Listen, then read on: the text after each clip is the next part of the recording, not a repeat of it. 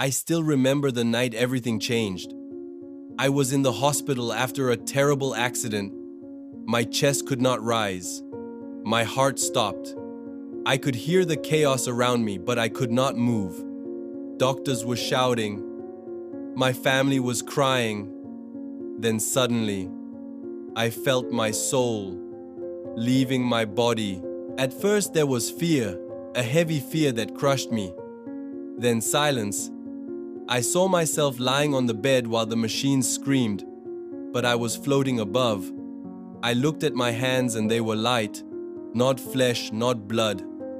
Then the walls of the hospital faded, and I was pulled into a place beyond time. I found myself in darkness, but not empty darkness. It was alive, filled with voices. Voices of people crying, some begging, some screaming in regret. Millions of souls around me. I wanted to close my ears, but I could not. The weight of eternity pressed on me. I realized this was not a dream, this was not imagination. This was more real than life itself. Then I saw light, a blinding light in the distance, greater than the sun, purer than anything on earth. The souls trembled before it. Some ran toward it with joy, others hid in terror. I felt my being pulled closer, and a question burned inside me. If even those who were cremated, those who were lost in the sea, those reduced to dust, if even they were called back to stand before that light, then what would happen to me? As I was pulled closer to the light, I began to see more clearly. The darkness that once surrounded me gave way to an enormous space, vast beyond imagination. It was not like any courtroom on earth. It was not like any palace. It was something beyond human words, a place where heaven and earth seemed to melt into a single reality. At the very center of that space was a throne, pure, white, terrifying in its glory. I could not look directly at it, yet I could not look away. From that throne radiated power that pierced through everything. There were no shadows that could hide, no secrets that could remain covered. Before that throne, I felt naked, not only in body but in soul. Every thought, every hidden desire of my life, it was as if they were written across me for all eternity. Around me were countless souls, unnumbered, stretching farther than the horizon. Some looked like they had come from ancient times, wearing clothes from centuries past. Others were modern, men and women, young and old, rich and poor. All of us gathered together with no separation of class or race. It was the greatest equalizer I had ever seen. There were no politicians, no celebrities, no businessmen, no beggars, only souls waiting in silence. Then a voice, deep, commanding, rolled like thunder. It said, "Every deed will be judged, every word will be revealed, every secret will be brought into the light." The words shook me to the core. I realized there would be no excuses, no justifications, no clever arguments. What mattered was the truth, pure and absolute. I tried to remember the good things I had done, but the weight of my careless words, the selfish actions, the lies I had told, they came flooding back stronger than anything else. Suddenly books appeared, massive books larger than houses. But at the same time, I felt they were not just paper. They were alive. They glowed with fire and light. And as they opened, I saw writing that burned. These were the records of humanity, every story of every life. Nothing was missing, nothing was edited. Even the smallest joke I had spoken with cruelty was there. Even the thoughts I thought no one would ever know, they were there. The silence of that place was heavy, as if the entire creation was holding its breath, waiting for the verdict of God. My heart wanted to scream, to hide, to run, but there was nowhere to go, nowhere to escape. In that moment, I realized that money, status, titles, even reputation meant nothing. All that mattered was the truth of who I was before my Creator. As I stood trembling, I looked to my side and saw a man. He looked like he was once powerful, maybe a politician. His face was full of pride, but now twisted in fear. He shouted, "I served my people. I did good deeds. I gave speeches for justice. But then the book opened, and every bribe he had taken, every lie he had told, every family he had destroyed was revealed. His voice cracked into silence. Then I saw a woman, dressed elegantly as if she was from a modern age. She shouted. I was respected. I was admired on social media. I had millions of followers. But when the book opened, there were posts dripping with hatred, mocking the poor, tearing down others, spreading lies. She fell to the ground screaming, begging for a chance to delete them. But it was too late. I saw even a young boy, barely a teenager, and I thought, what could be judged against him? But the book opened, and it showed how he had bullied others at school, mocked his classmates online, and he wept, not because he was caught, but because he saw the pain he had caused as clearly as if he had lived it again. In that place, I understood something terrifying. Every sin is not just a word, not just a thought. Every sin has weight. It causes wounds that reach into eternity. And God reveals them all. He does not forget. Because He is perfectly just. He cannot be bribed. He cannot be deceived. He cannot be fooled. The souls trembled. Some fell on their knees in awe and worship. Others tried to hide behind one another. But there was no hiding. I felt my legs shake. I thought of my own sins. How many times I had chosen comfort over compassion. How many times I had turned my face away from someone in need. How many times I had spoken harsh words to those I loved. I realized they were all there, all recorded, all waiting for judgment. Then the voice thundered again. There will be no titles here, no excuses, no hiding places. Every soul shall appear before the Lord of the universe. The words echoed like a storm through the endless space. I understood then that this was the moment where time ended and eternity began. Every choice made in life would now carry eternal weight. I saw leaders, kings, and presidents standing side by side with beggars and laborers. I saw artists and influencers trembling beside farmers and fishermen, all equal, all facing the same throne. And I thought of my own nation, of my own people. I thought of corruption. I thought of greed. I thought of how many lives had been ruined by drugs, by crime, by betrayal in families, and I realized all of it was written here. As the voice continued to declare judgment, I realized something deeper. This was not just a courtroom. This was the place where truth itself was unveiled. There were no filters, no edited images, no excuses. Everything stood bare, and I felt a fear unlike any other, a fear not of death, but of eternal truth. I whispered in my soul, Lord, is there any hope for me? Is there any mercy left? Because before that throne, I knew no one could stand by their own strength. Not me, not the rich, not the powerful, not the forgotten, no one. The scene of the judgment was the most solemn thing I had ever witnessed. No human language can fully capture it. It was the end of time, the unveiling of eternity, the place where all creation stood still before the Holy One.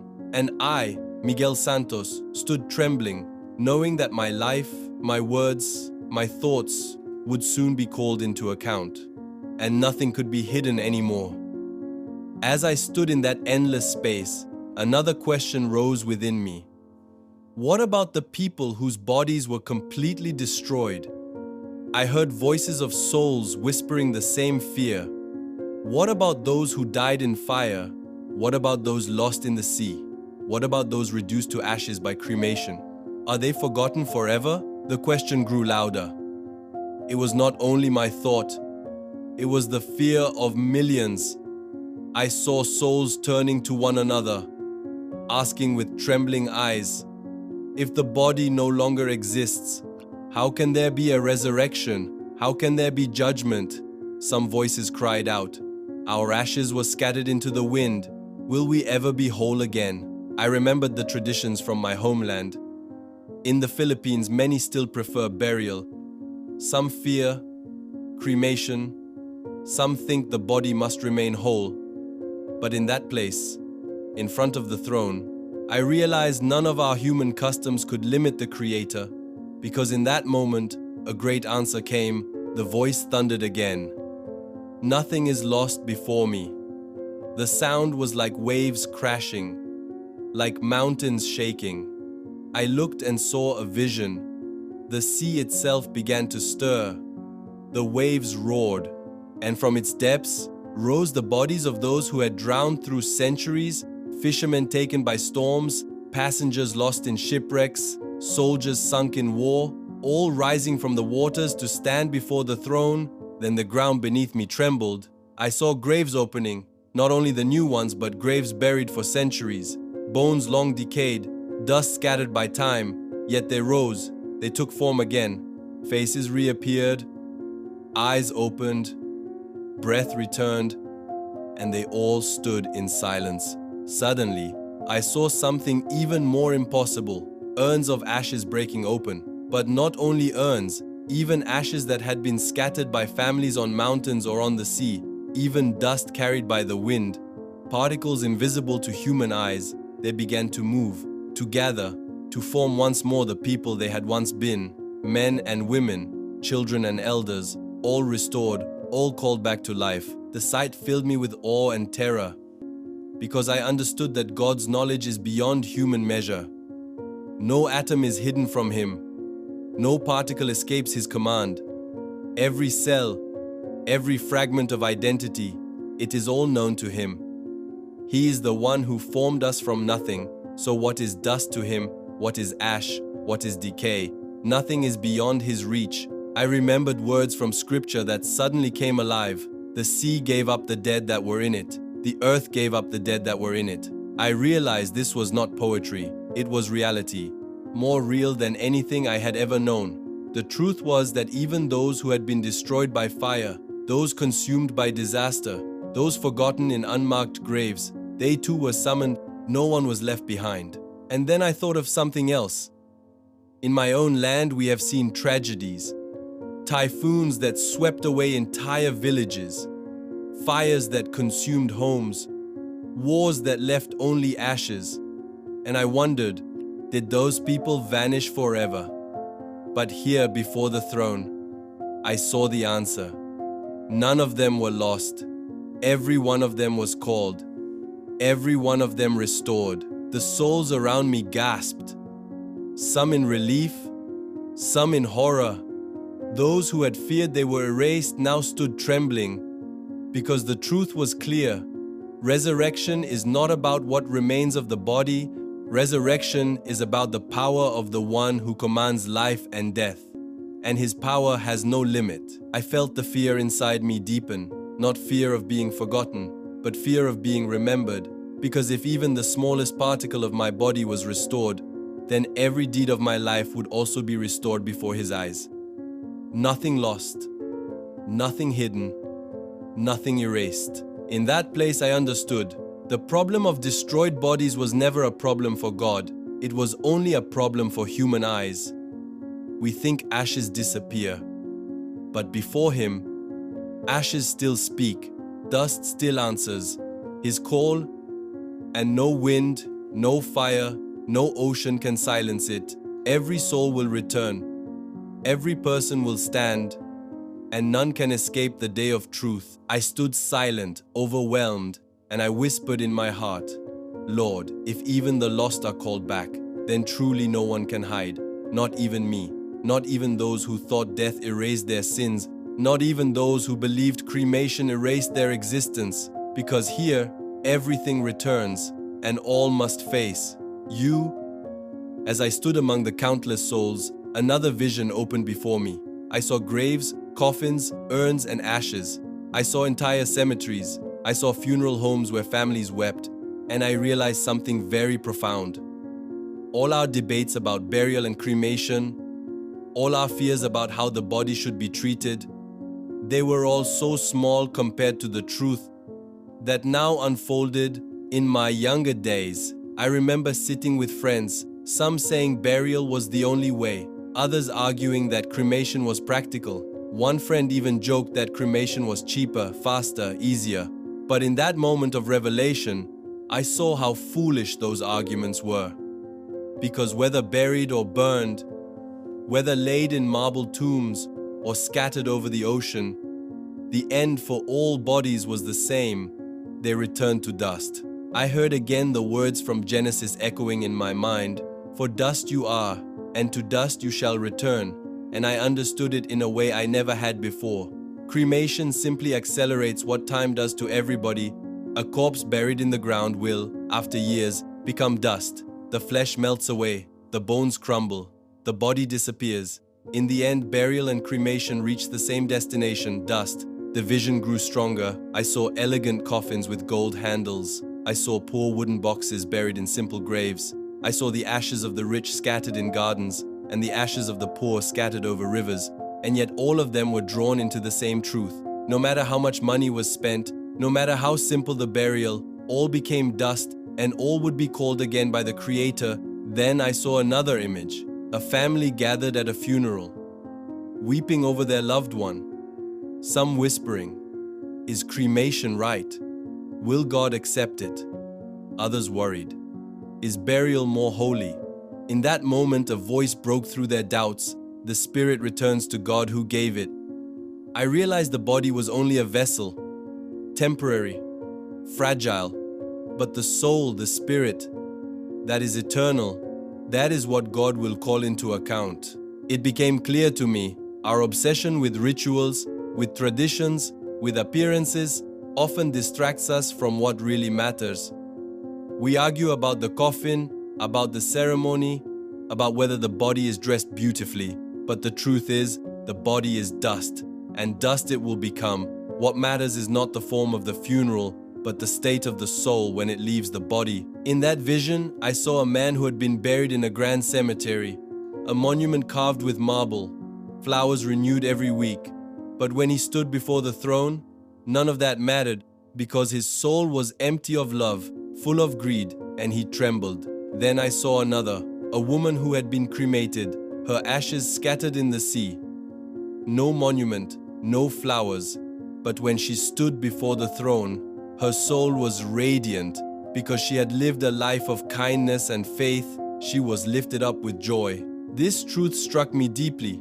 It is not the form of death that defines us. It is the form of life we lived before we died. Burial cannot buy salvation.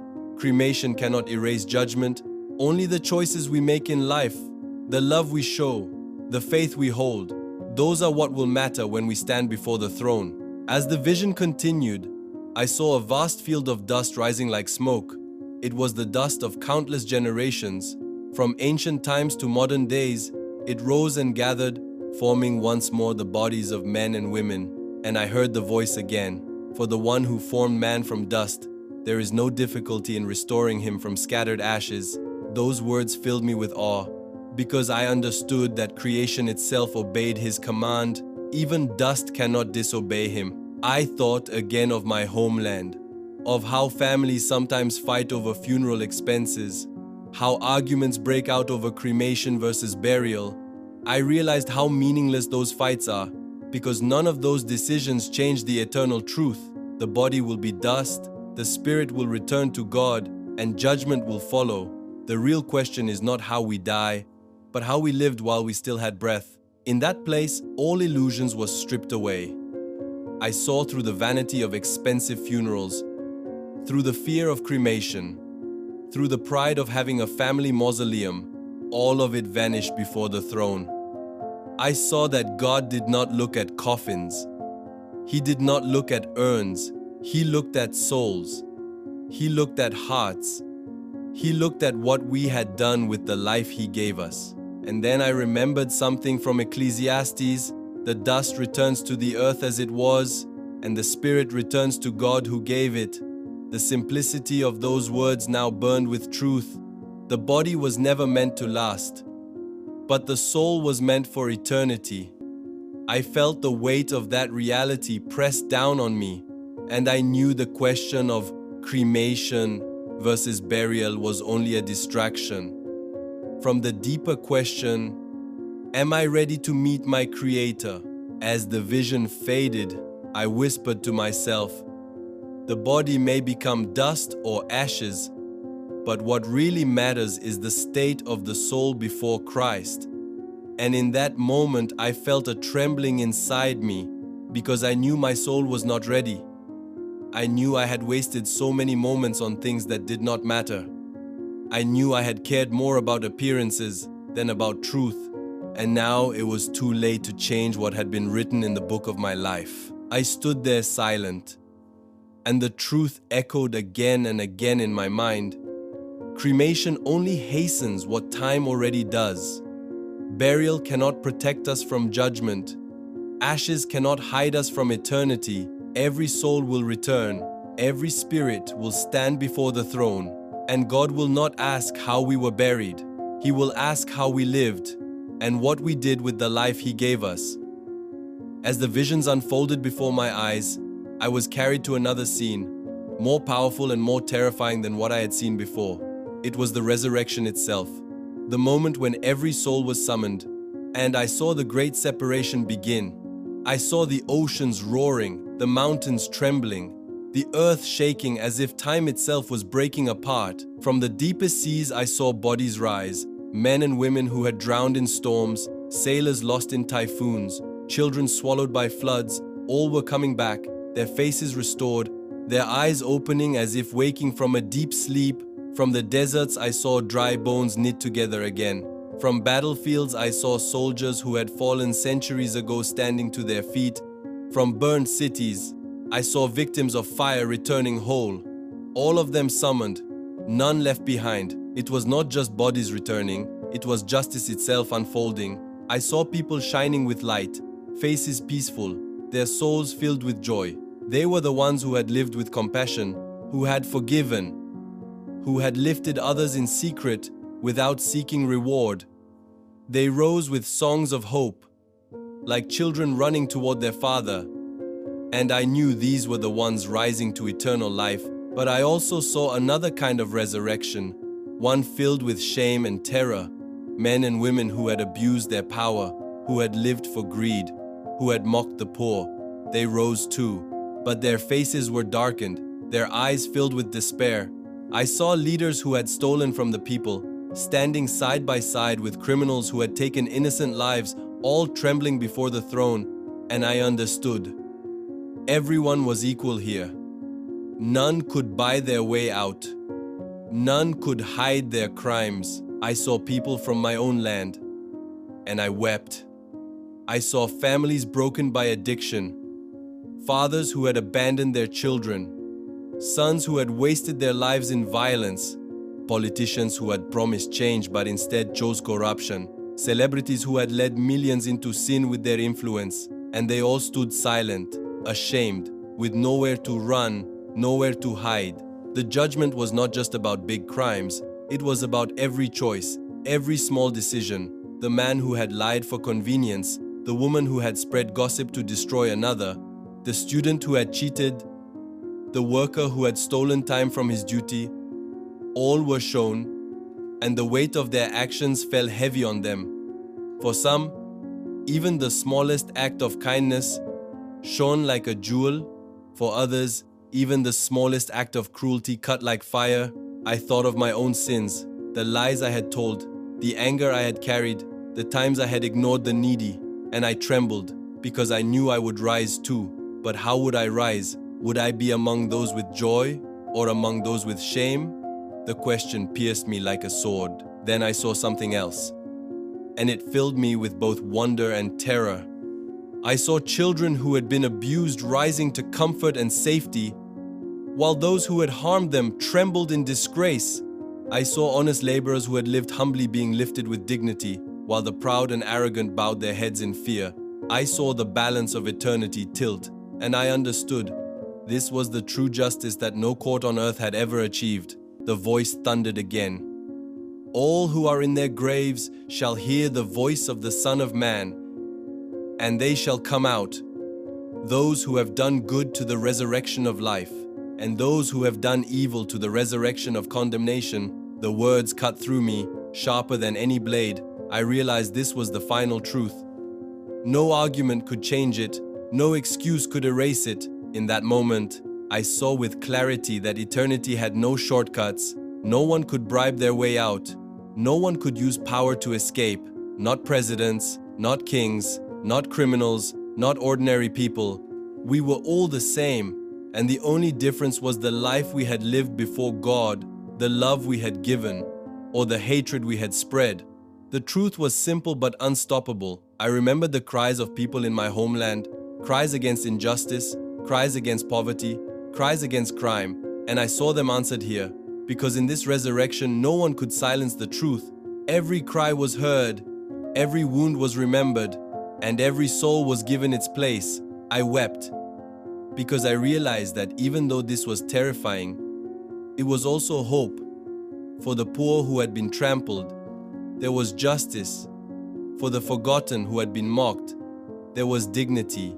For the abused who had been silenced, there was healing. But for the abusers, for the greedy, for the corrupt, for the cruel, there was no escape.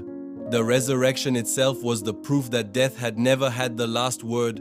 I stood there trembling, my hands shaking, my voice caught in my throat, and I whispered to myself, on that day it will not matter where I was buried. It will not matter if I was cremated or forgotten. It will not matter how I died. What will matter is how I lived, and whether I loved, whether I forgave, whether I followed the truth, or whether I wasted my life chasing lies. As I looked again, the sight burned itself into my soul. The resurrection was not just a miracle of life, it was the final proof that God's justice is perfect. It was the place where every hidden deed was uncovered, where every person was restored to face what they had done. It was terrifying, but it was also the most honest thing I had ever seen. And I knew then, nothing escapes the eye of the Creator. Not dust, not ashes, not even the smallest secret of the heart. The more I saw, the more my heart trembled, because now the vision turned toward me. I could no longer just watch others. I had to face myself. I remembered my own life with a painful clarity, the times I ignored my family because I was too busy chasing money, the days I spoke harsh words to those I loved, the nights I wasted on pleasures that left me empty. And in that place I realized all of it was recorded. Nothing was forgotten. I tried to comfort myself by remembering the good things I had done, the times I gave to charity, the moments I helped someone in need. But in the light of eternity, even those good deeds were stained by pride. Sometimes I gave because I wanted to be praised. Sometimes I helped because I wanted to feel better about myself. And the truth pierced me. Even the good I had done was not pure. How then could I stand? I looked around and saw many who felt the same. Men and women who once seemed powerful, now trembling like children. I saw a businessman crying out, I gave to the poor, but the book revealed how he cheated workers of their wages. I saw a teacher shouting, I guided my students, but the book revealed how she had mocked and discouraged some in secret. All of us were stripped bare, and the weight of judgment pressed on us. In that moment, I thought of my country. I thought of the young people lost in drugs, wasting their futures. I thought of families broken because fathers left their children to chase wealth abroad. I thought of the endless scrolling on phones, the addiction to social media, where people destroy each other with words. I thought of politicians who promised change but chose corruption. And I realized every one of these choices, every hidden sin, every neglected duty, would be revealed. The silence in that place was heavy. Then I heard the voice again. You lived as if eternity did not matter. You lived as if today was all there is. But today is gone, and eternity remains. Those words struck me like fire, because I knew they were true. I had lived as if I had endless chances, as if tomorrow was guaranteed. But now there was no tomorrow, only the truth of what I had chosen yesterday. I tried to hide, but there was no hiding. I tried to argue, but there were no arguments. I tried to cry for another chance, but no chance came. Hebrews 9:27 echoed in my soul, it is appointed for man to die once. And after this comes judgment. And I realized too late that death had already closed the door. No second chance, No return, no redo. I remembered faces, people I had hurt with careless words. I saw their tears. I felt their pain as if it were mine. I remembered opportunities I had wasted, times I could have shown love but chose silence, times I could have forgiven but chose bitterness, times I could have been honest but chose lies. And now I saw them all, not as distant memories, but as living wounds in eternity. I trembled and whispered, Lord, I am not ready. I am not prepared. And I realized that this was the warning. This was the truth. The judgment is not only for others, it is for me, for you, for everyone. No one is exempt. Not the rich, not the poor, not the young, not the old. All must stand here, and all must give an account. The fear I felt was not the fear of death, but the fear of wasted life, the fear of standing before the Creator with empty hands, the fear of realizing too late that eternity is real, and that every choice mattered, every word, every action, every silence, all of it echoed here. Nothing was small, nothing was forgotten. I understood then why the voice kept calling us to prepare. Because the preparation is not tomorrow, it is today. The choice is not in the future, it is in every step we take now, every decision we make now. Eternity does not begin later.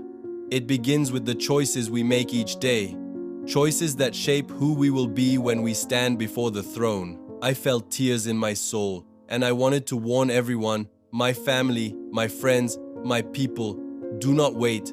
Do not live as if life has no end. Do not waste your days on things that vanish, because the day will come when time ends and eternity begins. And on that day, no excuse will matter, no wealth will save, no reputation will stand.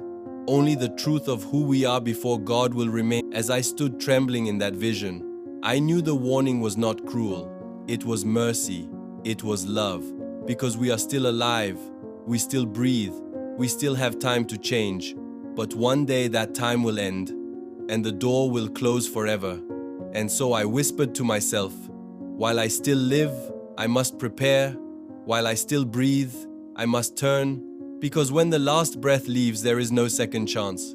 Only judgment remains. Then, as the vision reached its heaviest point, I felt myself being pulled back.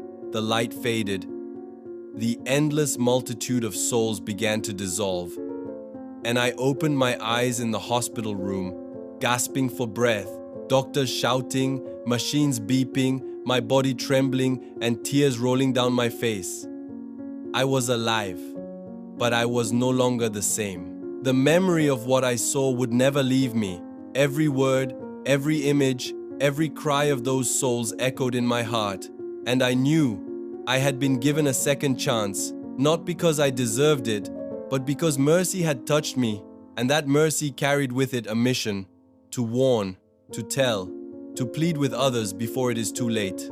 I looked at my mother, Aling Rosa, her eyes red from crying, her hands clutching mine, and I remembered her voice from my childhood.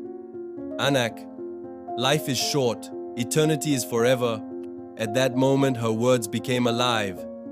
I saw her sacrifices, her prayers for me, the nights she whispered to God for my safety, and I realized how often I had ignored her wisdom, how often I had brushed aside her warnings, but now I knew she had been right all along. As I recovered in the hospital, I spoke to my family.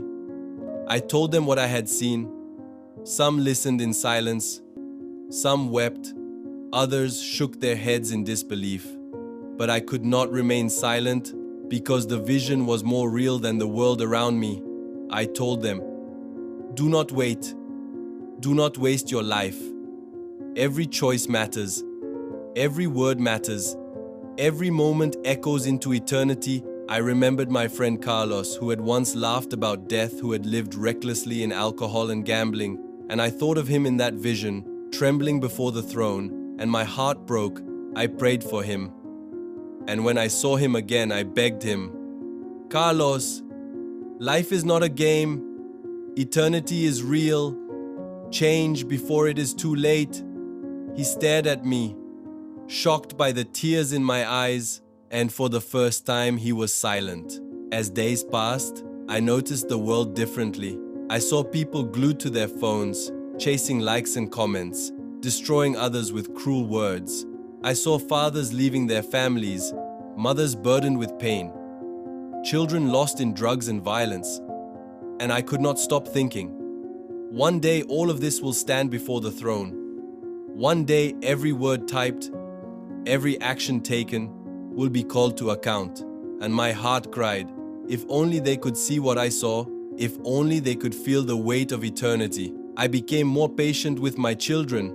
I spoke more gently to my wife. I began to value moments of prayer that I once ignored, because I realized the true measure of life is not wealth, not titles, not applause. The true measure is love, truth, and faithfulness before God. And I wanted my family to remember me not for riches, but for a life surrendered to the truth. But my words are not only for my family, they are for you who hear this story. I beg you, do not live carelessly. Do not think you have endless time. Tomorrow is not guaranteed.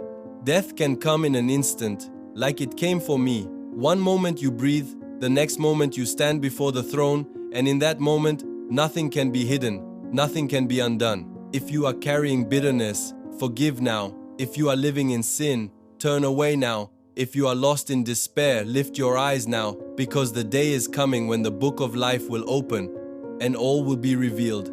I say this not to frighten you, but to awaken you, because I was given a glimpse of eternity, and I cannot remain silent. My life is no longer mine. It is a message for you. And so my last words in this vision are not of fear, but of love, because I saw that even in judgment, God is merciful. He warns us while we live. He calls us through His word, through our conscience, through the cries of those around us. And He says, prepare, be ready, because I do not want you to be lost.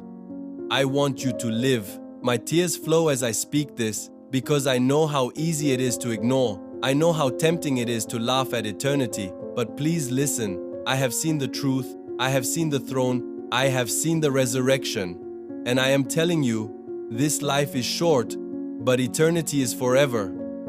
Do not waste it. Do not throw it away. Do not gamble with your soul. This is my plea, my confession, my testimony from a man who stood at the edge of death and saw what lies beyond. I was given back to this world to tell you, so that you may not be unprepared, so that you may find mercy. While there is still time, I have nothing more precious to give you than these words. Please, hear them and live for what truly matters. If this message touched your heart, do not stay silent. Tomorrow is not promised. Eternity is real. Take action now. Subscribe to this channel so that this truth will reach more lives. Leave a comment below saying, I choose to prepare for eternity, and share this with your family and friends. Do not delay. One click, one word, one decision can change a life forever. Subscribe now, write your choice, and let the world know that you are ready for eternity.